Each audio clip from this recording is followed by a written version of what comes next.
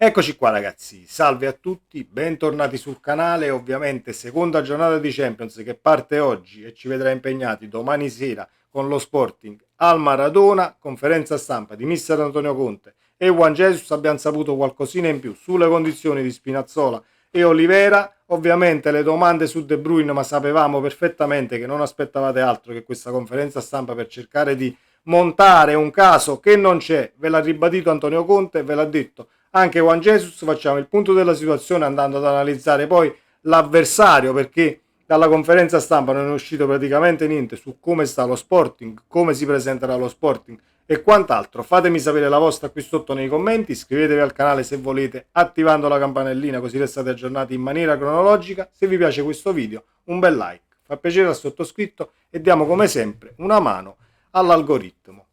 Alla domanda su De Bruyne, Conte è stato molto chiaro, ma l'abbiamo saputo anche da ciò che è uscito da Castelvolturno. Conte si è rivolto ai nuovi e queste situazioni non verranno tollerate. Il bonus De Bruyne se l'è giocato ed è giusto che sia così. Ti chiami De Bruyne o ti chiami Pasquale Mazzocchi in questo caso, ad esempio?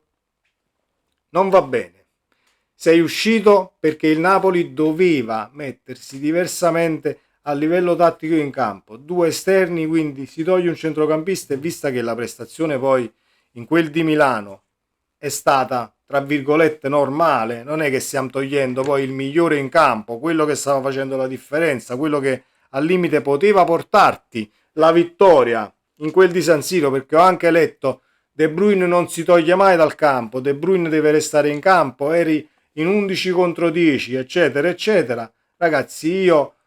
per quanto riguarda il cambio, in ritardo, perché è lì che possiamo discutere, in ritardo il cambio a Milano, ma ho sposato ovviamente la sostituzione. Non è che dico no, ma De Bruyne non lo dovevi togliere. Assolutamente d'accordo con il mister, e anche Juan Jesus ha voluto ribadire che comunque non c'è nessun caso De Bruyne, ma volete montarlo. Tanto è vero che JJ risponde così: non so cosa è successo, vedo c'è un po' di polemica intorno, ma questo non influisce sulla squadra che è pronta a ripartire. È una partita importante dopo Manchester e dobbiamo fare i 3 punti per la classifica di Champions, ma anche al campionato dopo la sconfitta con il Milan. Quindi non c'è niente. Abbiamo letto che quando succedono situazioni del genere in casa Napoli,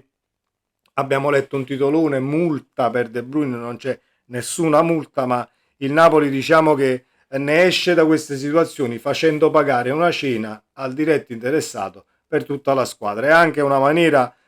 tra virgolette simpatica per stemperare un attimo le tensioni e far gruppo poi ulteriormente dopo una situazione del genere. Olivera e Spinazzola, Conte ci fa sapere che ieri hanno fatto differenziato e quindi si sta cercando di recuperarli perché la coperta è molto corta, c'è solo Gutierrez, tanto è vero che Conte dice nell'eventualità devo schierare Elmas terzino. C'è Gutierrez che però a me è piaciuto e non poco contro il Milan, soprattutto in quella condizione di recuperare il risultato, si è fatto valere per tutti i 90 minuti e quindi fiducia assolutamente a Gutierrez sulla fascia sinistra, anche perché affrontiamo un avversario che è pimpante dal punto di vista offensivo, l'ha detto anche JJ in conferenza, ma le portoghesi in generale concedono sempre qualcosina tra virgolette di troppo dal punto di vista difensivo, e Juan Jesus ribadisce dobbiamo approfittare poi di quello che ci viene concesso e stare molto attenti perché in attacco sono pimpanti. Lo Sporting Lisbona infatti è secondo nel campionato portoghese dietro al Porto, scusatemi ovviamente il gioco di parole, 21 punti per il Porto che ha punteggio pieno, 7 partite giocate, 18 lo Sporting Lisbona, 6 vittorie e una sconfitta proprio contro il Porto, diciamo per 2-1, quindi sarebbe stata anche lei a punteggio pieno nel caso non ci fosse stato lo scontro diretto, perché è una formazione di tutto rispetto e non dobbiamo assolutamente sottovalutare niente e nessuno. Mi auguro che il Napoli faccia molta attenzione all'inizio del match, non battezzando situazioni comunque tra virgolette semplici, così come così come siamo stati contro il Milan, perché nei primi 10 minuti, dal punto di vista della concentrazione, non parlo solo l'errore di Marianucci, e Marianucci ha sbagliato lì, ha sbagliato qui, eccetera. Il Milan ha buttato dentro due palloni per il semplice fatto che il Napoli comunque non era concentrato e non era assolutamente sul pezzo, perché al di là dell'errore di Marianucci c'è un Pavlovic che diventa poi Neymar, Anghissà e gli va addosso ma non riesce a contrastarlo, entra in aria arriva quel pallone che poi può essere giocato con tutta tranquillità, passaggio nell'area piccola per poi tapin e buttarla dentro. Non sei concentrato in tutto l'11, non è che non era concentrato solo Marianucci in quel caso o non era concentrato, che ne so, Juan Jesus a centro area nel perdersi la marcatura. L'ho detta così, ma per, per ribadire che comunque bisogna essere sul pezzo tutti quanti, così come ha detto il mister, si perde insieme, si vince insieme, però carissimo Antonio, a me è passata un po' la situazione post San Siro, non è andata giù la gestione dei cambi, perché leggere una partita del genere dove il Milan già dal 30° del primo tempo fino a chiusura della prima frazione per poi il resto della partita aveva paura, e quando il Milan diciamo ha paura, o quando una squadra avversaria ha paura, devi rincarare la dose dal punto di vista offensivo. Mi sarei aspettato i cambi un po' prima per metterti poi con due esterni di ruolo, allargare il gioco uno contro uno, cercare una superiorità numerica contro una squadra che si mette tutta dietro. Le domande su De Bruyne io in conferenza stampa le farei dal punto di vista tattico, invece di andare a girare il dito nella piaga che De Bruyne è uscito, c'è un caso De Bruyne, eccetera, eccetera, eccetera. La domanda gliel'avrei fatta. De Bruyne McTominay, si sta oscurando Scott dal punto di vista tecnico-tattico, perché non possiamo nemmeno nasconderci, ci sono abbastanza partite che vedono uno Scott un tantino fuori diciamo dalla situazione tattica, perché con i quattro centrocampisti funziona, è una cosa che funziona e l'ho anche ribadito nelle prime live del campionato, è una cosa che funziona quando la squadra avversaria si gioca la partita. Ad esempio domani potrebbe funzionare con i quattro centrocampisti, tanto è vero che credo che la formazione di domani sia proprio quella. Savic tra i pali, Di Lorenzo, Beuke, Juan Jesus e Gutierrez, con Lobotka, Anghissà, McTominay, De Bruyne, Politano e Højlund a completare poi diciamo gli 11 titolari. Potrebbe funzionare perché domani avremo una squadra che comunque si viene a giocare la partita, non è che viene a Napoli cercando di buttare l'1-0 dentro per poi chiudersi tutti dietro la linea della palla. Non è una filosofia delle squadre portoghesi, non lo è mai stata tra Porto, Benfica e Sporting Lisbona, quindi credo che sia una partita non semplice, però dal punto di vista tecnico-tattico puoi far valere i Fab Four se proprio dobbiamo giocare con questi quattro centrocampisti, anche se vorrei un Napoli rotato anche con un 4-3, sedendo De Bruyne, sedendo McTominay, facendo giocare a De Bruyne ma più avanti, più vicino all'area di rigore, perché poi c'è anche questo che deve essere considerato. Non puoi chiedere, almeno per quanto mi riguarda, a Kevin De Bruyne di coprire il campo dall'area di rigore del Napoli fino ad arrivare poi all'area di rigore avversaria, scendendo, venendoti a prendere il pallone quando lo bot che è chiuso e fare da doppio play, tra virgolette. Noi l'abbiamo già sofferto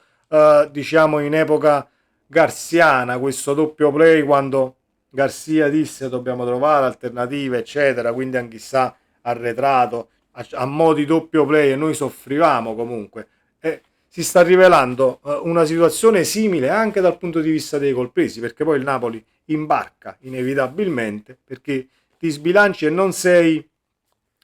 compatto, ecco, da questo punto di vista, e allora la squadra avversaria prende fiducia, trova l'imbucata e ti infila. Detto questo, dobbiamo fare i 3 punti domani sera e sbloccare questo 0 in Champions League, anche perché, come è stato detto nella conferenza stampa, meglio non arrivare all'ultima partita con il Chelsea decisiva da dentro o fuori, nel caso ovviamente hai fatto un percorso altalenante in Champions League, partendo da domani sera, facendo i 3 punti, contro uno Sporting Lisbona che presenta 19 gol fatti, 18 punti abbiamo detto prima, 19 gol fatti e 4 subiti, quindi un tabellino di tutto rispetto per quanto riguarda la squadra portoghese. Noi dobbiamo fare il Napoli e dobbiamo essere pronti a tutto domani sera. Domani servono i 3 punti e non voglio vedere, mi auguro che non ci ritroviamo nella stessa situazione, non per quanto riguarda il risultato di 2 sotto, ma nel caso la partita in bilico, in pareggio, eccetera. Mi auguro che si riesca ad osare un tantino con i cambi dalla panchina, perché abbiamo visto che tecnicamente anche Noah Lang, Neres lo conosciamo già dal punto di vista tecnico, io non vado a discutere. Dal punto di vista ovviamente fisico possiamo dirla qualcosa perché non è un fulmine di guerra, però Noah Lang ha fatto vedere che è presente e può essere schierato anche dal primo minuto, uscendo dalla zona di comfort con i 4 centrocampisti. È un Napoli che deve comunque trovare la quadra sia con i 4 centrocampisti e sia in un 4-3-3 con Scott, Lobotka, Anghissà o McTominay, Lobotka, Anghissà, o addirittura Scott, Lobotka, McTominay facendo riposare Anghissà. Lo puoi fare, lo si dovrebbe ovviamente provare. Non è domani la partita per fare tutte queste prove, ma a match in corso, per come si metterà ovviamente alla partita, potrai prendere eventuali decisioni. Mi auguro di non soffrire dal punto di vista, come ho detto, dei cambi, come è stato a Milano, perché io sono e rimango della stessa opinione. Segna il rigore De Bruyne, cambi in quel momento, mentre si esulta fai i cambi già pronti, esultanza, entrano i 2 esterni dopo che hai accorciato le distanze, hai 10, 12, un quarto d'ora in più in quella condizione con i 2 esterni, con il Milan in 10, potevi secondo me portare a casa quantomeno il punto pareggiando la partita. Ma questa è una mia considerazione, visto che si sta parlando tanto di questo Milan che ha dato filo da torcere al Napoli. Il Milan è presente per lo scudetto, il Milan è questo e il Milan è quell'altro. Io dico che gestita diversamente e con più attenzione, i primi 10 minuti la partita sarebbe finita anche tanto a poco per il Napoli, visto che dal punto di vista difensivo è vero che il Napoli è stato una mezz'oretta lì pronto per cercare di agguantare il pareggio e non ci si è riusciti, però il Milan non presenta poi questa solidità difensiva, perché quando guardi una partita non ti dà l'impressione di poter reggere, ecco, quindi ecco che si deve un attimo giudicare un tantino diversamente, anche se Allegri dal punto di vista tattico ti ha messo in difficoltà, perché la partita di Milano si è messa poi in discesa. Allegri ha fatto la partita che voleva fare e che vuol sempre fare, andando in vantaggio quanto prima per poi chiudersi dietro. Detto questo, Champions League, Forza Napoli, Sporting Lisbona, domani al Maradona, dobbiamo fare 3 punti sperando di recuperare anche un terzino in sostituzione. Conte ce l'ha detto, Ospina, Olivera verranno valutati e probabilmente, anche se al 70%, uno dei due partirà per la spedizione. Sempre Forza Napoli, ci vediamo nel prossimo contenuto. Ciao!